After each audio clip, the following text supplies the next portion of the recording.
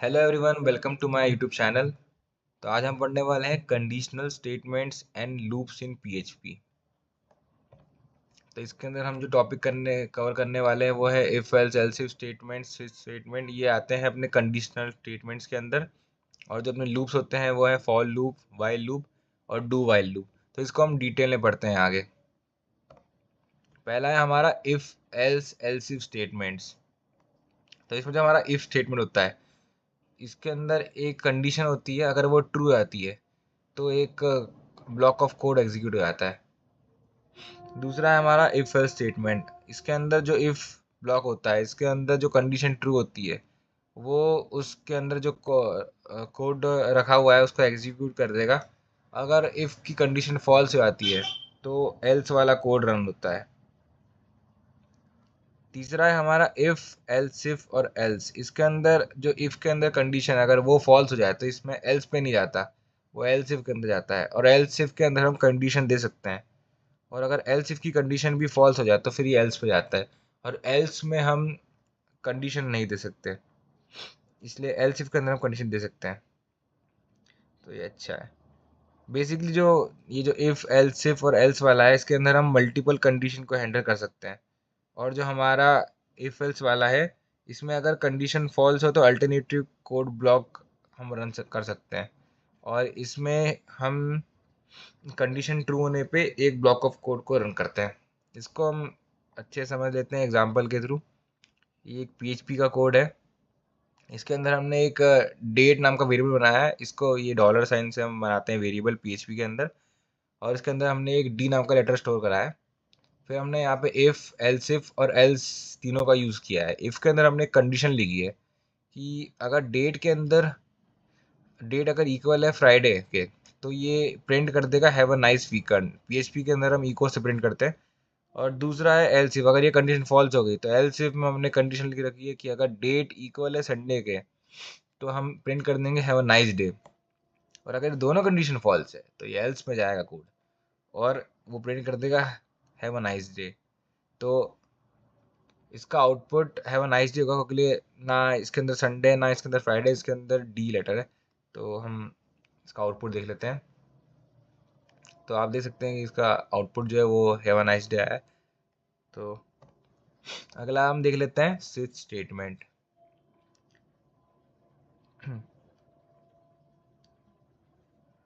तो switch statement के अंदर हम एक वेरिएबल के अगेंस्ट एक सीरीज ऑफ वैल्यूज को टेस्ट करते हैं। और हम स्विच स्टेटमेंट को एक अल्टरनेटिव की तरह यूज करते हैं इफ एल्स इफ और एल्स केस में।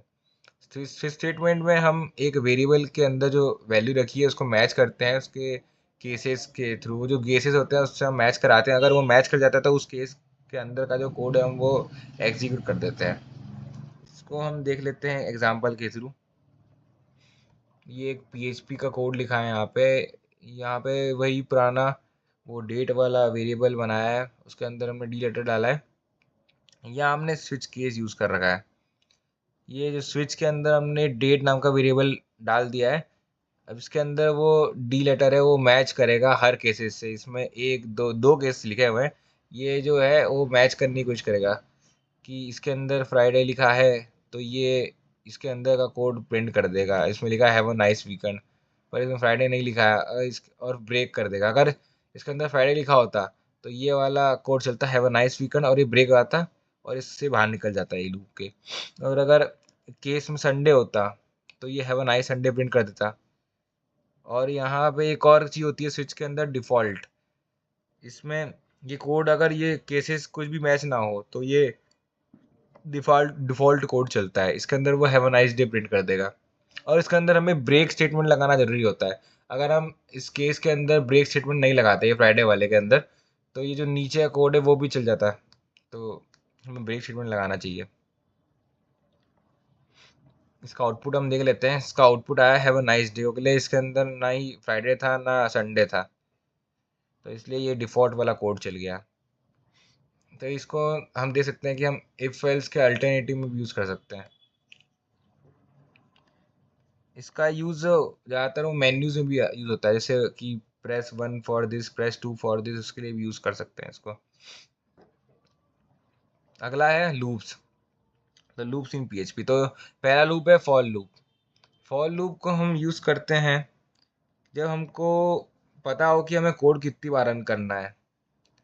और इसका सिंटेक्स होता है फॉर लूप का, init counter, test counter, increment counter. यहाँ पे हम एक वेरिएबल डिक्लेयर करते हैं और उसको इनिशियलाइज करते हैं स्टार्टिंग वैल्यू से। और यहाँ एक कंडीशन होती है कि उसको कहाँ तक चलाना है। और यहाँ पे एक इंक्रीमेंटर काउंटर होता है जो इंक्रीमेंट करता है इस आई की वैल्यू को। जैसे यहाँ पे हमने आई इजिकल टू 0 दिया, और यहाँ पे I less than int I equal to 0, और यहाँ पे हमने लिख दिया आई इज लेस देन 10, तो 10 बार कोड चलेगा।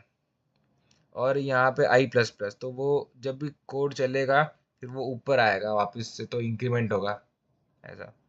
ये जो चीज़ है वो सिर्फ एक बार चलती है स्टार्टिंग में लूप के, और उसके बाद ये कंडीशन चलती है और ये इंक्रीमेंट होता है। फर्स्ट कंडीशन चेक होती है और इंक्रीमेंट होता है। अगर ये कंडीशन फॉल्स हो जाती है तो ये कोड के बाहर निकल जाता है, मतलब फॉर लूप के बाहर निकल जाएगा वो, और कोड एग्जीक्यूट नहीं होगा। इसका उसको हम देख लेते हैं एग्जाम्पल के थ्रू। ये एक पीएचपी का कोड लिखा है हमने। ये एक फॉर लूप है, इसके अंदर हमने देखो हाँ, ये इसमें हमने वेरिएबल डिक्लेयर करा है $x इजिकल टू 0, हमने इसको 0 से इनिशियलाइज कर दिया है। हमने एक कंडीशन लिखी है यहाँ पे x इज लेस देन और इक्वल टू 10, और यहाँ पे हमने इंक्रीमेंट कर दिया x को। अब हम फिर फॉर के लूप के अंदर हम प्रिंट कर रहे हैं the number is $x br। इससे हम कुछ नहीं है, द नंबर इज लिख के हम $x लिखा है, मतलब जो x की वैल्यू होगी वो यहाँ प्रिंट हो जाएगी। और ये बी आर टैग है, ये एचटीएमएल यूज़ करते हैं, आपको पता ही होगा, लाइन चेंज करने के लिए, ताकि लाइन चेंज होकर वो प्रिंट होते जाए। और ये हमने ब्रैकेट लगा दिया, और ये वो पीएचपी का सिंटेक्स है बंद करने के लिए। तो इसका आउटपुट हम देख लेते हैं। ये देखो, इसका आउटपुट हमने x इजिकल टू 0 से स्टार्टिंग की थी, तो यहाँ पे वो चेक करेगा क्या 0 छोटा होता है या इक्वल होता है 10 के। हाँ, 0 छोटा होता है 10 से, तो इसके अंदर जाएगा और वो प्रिंट कर देगा, क्योंकि ईको के अंदर लिखा है नंबर इज, और x की वैल्यू भी क्या है 0, तो 0 प्रिंट कर देगा। और फिर बी आर टैग से लाइन चेंज हो जाएगी, फिर वापस से वो ऊपर जाएगा, और फिर अब x इजिकल टू 1 हो जाएगा, मतलब इंक्रीमेंट हो जाएगा। फिर वो इधर चेक करेगा कि क्या 1 छोटा होता है या इक्वल होता है 10 के, तो हाँ 1 छोटा होता है, इक्वल होता है 10 के, तो नंबर इज 1 प्रिंट हो जाएगा और वापस लाइन चेंज हो जाएगी। फिर वापस ऊपर जाएगा और x इंक्रीमेंट हो जाएगा 3 से, फिर वो 2 से हो जाएगा, सॉरी। फिर वो 2 को चेक करेगा कि क्या 2 छोटा होता है 10 से, तो हाँ 2 छोटा होता है 10 से, तो कंडीशन ट्रू हो जाएगी, तो वापस नीचे आएगा और द नंबर इज 2 प्रिंट कर देगा, जो x की वैल्यू है। तो ऐसे ही करते करते वो 10 तक प्रिंट कर देगा। तो अब हम देखते हैं नेक्स्ट अपना लूप है वाइल लूप। ये तब तक कोड रन करता है जब तक कंडीशन ट्रू हो। जैसे कि कोई कंडीशन है while x is less than 6, मतलब x जब तक छोटा है 6 से जब तक चले, तो ऐसा कंडीशन के लिए होता है। इसका सिंटेक्स होता है वाइल। वाइल सिंटेक्स लिख, मतलब वाइल कीवर्ड लिखते हैं हम और ब्रैकेट लगा के कंडीशन लिखते हैं उसके अंदर, जो हमें कंडीशन चेक करानी है, और फिर इसके अंदर वही पैरेंथेसिस लगा के कोड लिखते हैं। तो इसका हम सिंपल एग्जांपल देख लेते हैं। यहाँ हमने एक एक्स नाम का वेरिएबल लिया है, उसको हमने 1 से इनिशियलाइज कर रखा है।